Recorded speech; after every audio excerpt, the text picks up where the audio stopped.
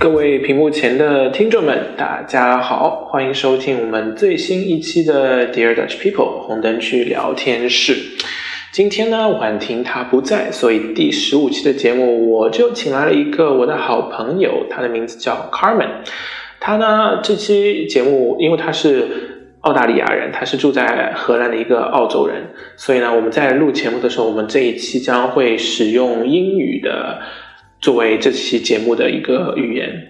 那么希望大家能够喜欢我们新的一集，或者说一个新的语言做的这期节目。那么在这期节目中呢，我们会聊一聊这个Carmen是怎么来到荷兰的，然后我们是怎么认识的，然后Carmen他最近都在做些什么，会和大家分享一下他在荷兰融入的这个过程。Alright, welcome Carmen. Hi, thank you for having me. Yeah, and it's so nice that you are our first guest to Dear Dutch People, the podcast. Actually, it's the very first. Oh, I'm so honored. Thank you. Because in the past, it's just me and Wanting. We just like, chat with each other. And then this time, we actually have a guest. And then we're very, very exciting. So first, would you like to, say something about yourself to our audience? They are majorly Mandarin speaking, but also, bilingual for sure. And then they either live in the Netherlands already, or they live in mainland China, or they live in, other places as well. Oh, so nice. Well, thank you for having me. Maybe it's nice if I introduce or tell them a bit about how we met. Yeah, sure. And 2 years ago, you started the yoga den in Amsterdam, and I was in dire need of some mental and spiritual guidance, and I just turned to yoga, found the studio, and found my space and my community, and found you, and we connected instantly, became friends, and that's actually how we met. Yeah. And I'm so honored that you're asking me for this interview, for the podcast. We just recorded another podcast for the community that I've started as a founder of the Co-Creative Collective, the 3 C's, that you're also supporting, which I'm very grateful for. And that's how we met. I'm originally from Brisbane, Australia, living in Amsterdam. I have 2 beautiful children, one unfortunately in heaven, and that's also something that I carry with me and try to help people, support them on a lot of trauma, things they've experienced. And my baby in heaven is Rowan, and she inspired me and taught me so many lessons about patience, about unconditional love. And my purpose here is to help others as a life coach. Okay. So our program, Dear Dutch People, is to share your experience after you move to the Netherlands. Like what is your experience like in the Netherlands? So my first question is, you mentioned you are originally from Australia, from Brisbane. What brought you to the Netherlands? My parents. Okay. So I had to come. And I hated it here when we came here first, because it was winter in my teens, and I didn't like it here. I also ran away from home, got married at 18, and had a child, got divorced, married again, had another child. Let's keep that story very short and sweet, and divorced again. And ended up here in Amsterdam 16 years ago, and I love it here in Amsterdam because of the international community. Yeah. And I have lived here for quite some time with children that went to Dutch schools and were immersed in the Dutch culture, try to integrate, and that is, I want to be very honest about it, it is hard to integrate in the Dutch culture, especially because it's kind of a colder culture. I imagine the Asian cultures. We usually see warm culture, warm places have warmer people.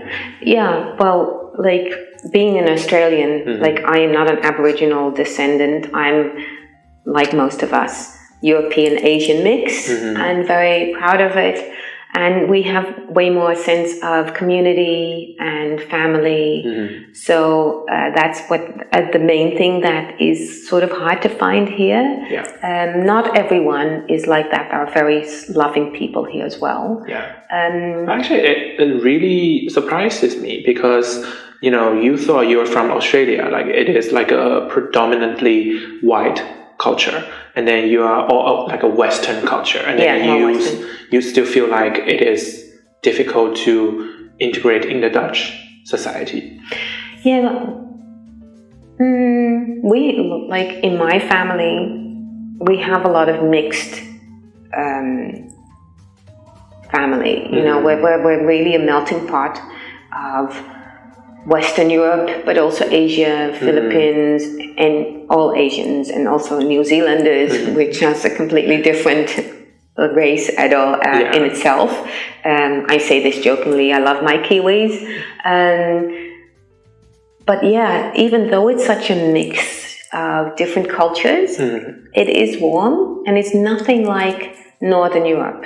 I've like in my work as a business consultant, my corporate job in IT, which is very male dominant.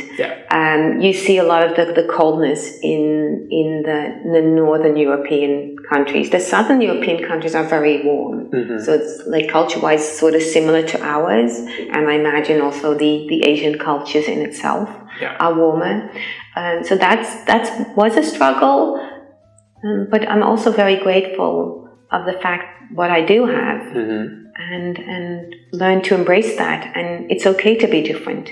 And in Amsterdam especially, I don't know the rest of Netherlands that much. I don't feel that that's the same as Amsterdam.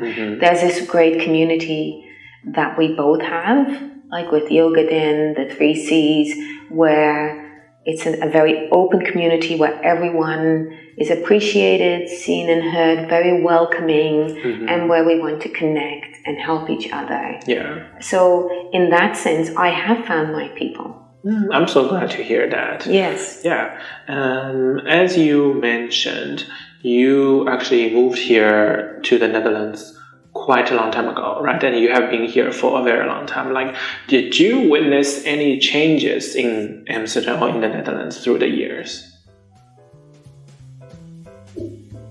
Well, if I look at the changes, I can only reflect on the changes in myself.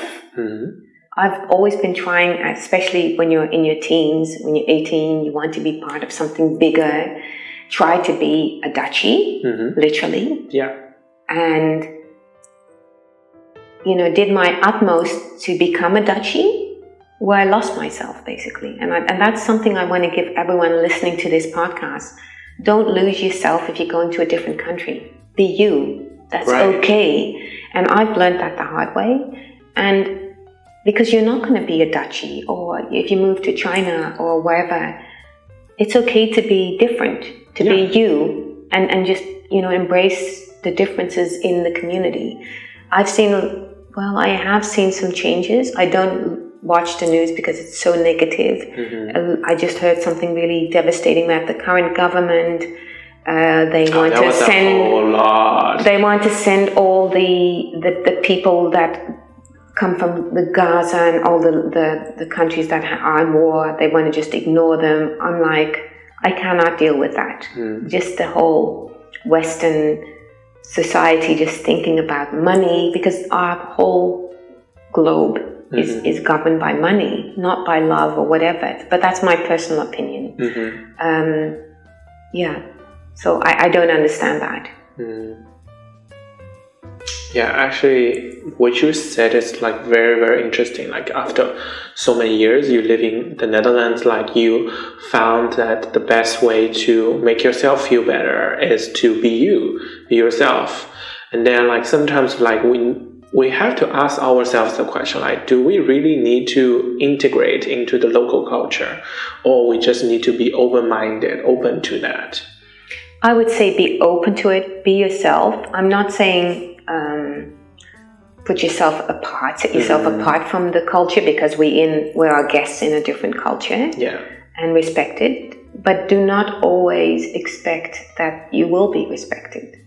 True. Because I found this country to be very discriminative about where you're from, gender. It's supposed to be very open and open-minded, but it's like on the paper it's very seems to be open, but like the more you stay here, the more you actually feel that it is not a very inclusive community. No, they're not inclusive at all.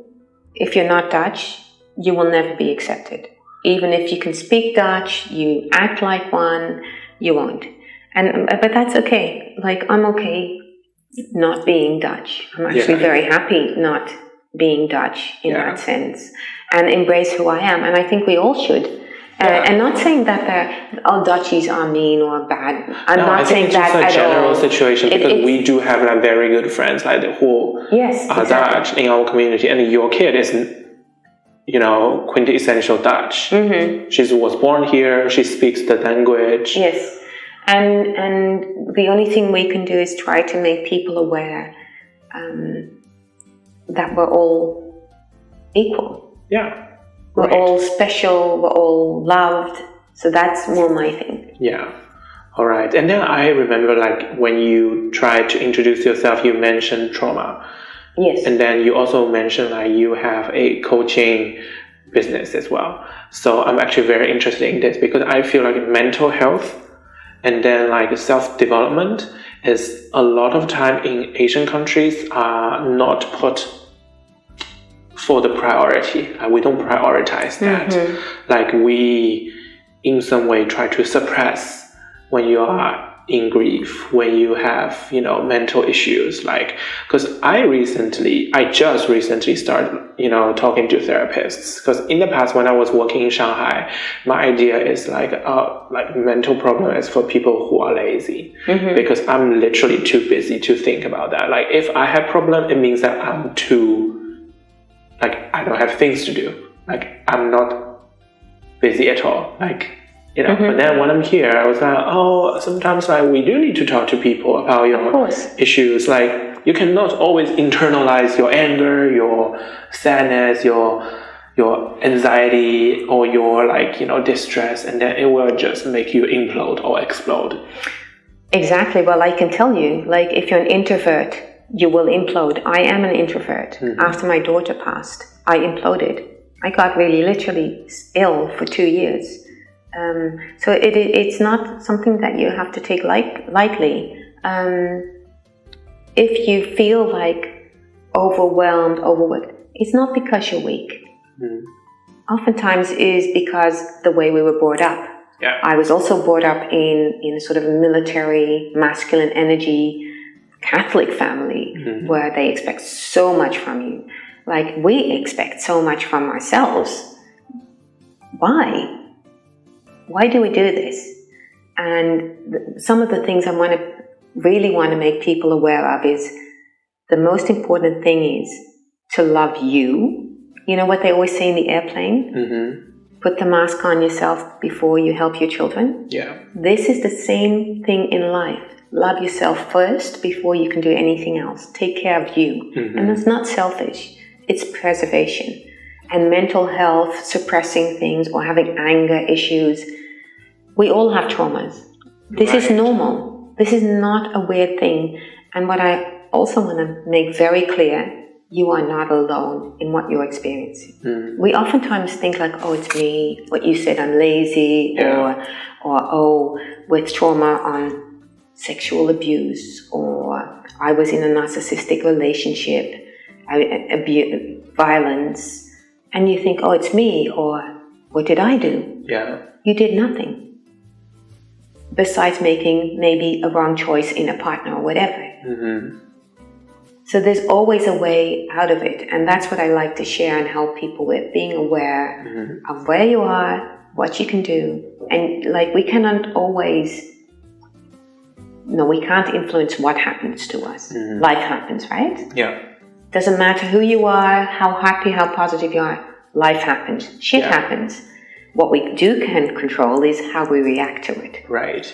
And that's what I want to help everyone with, awareness, how you can work on yourself, development, your lifestyle, And I also want to mention there's no easy fix, there's no silver bullet, there's no medication that will make you happy, there's no happiness pill or whatever, or shots you can take. Yeah.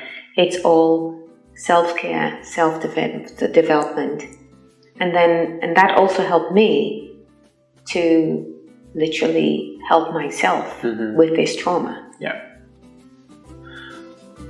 I'm so happy to hear about this because I feel like in the past, like our program actually doesn't, go that deep. Like we're sharing our knowledge, but then I was like, we're living in the Netherlands. Like the beauty of living in the Netherlands is about the people here, like the people around you, and then what we can learn from them. So from today's episode, like we'll also like start, having different interviews with, some friends of us, or sometimes we have special guests. Like they might be from different industries, like from different aspects of life.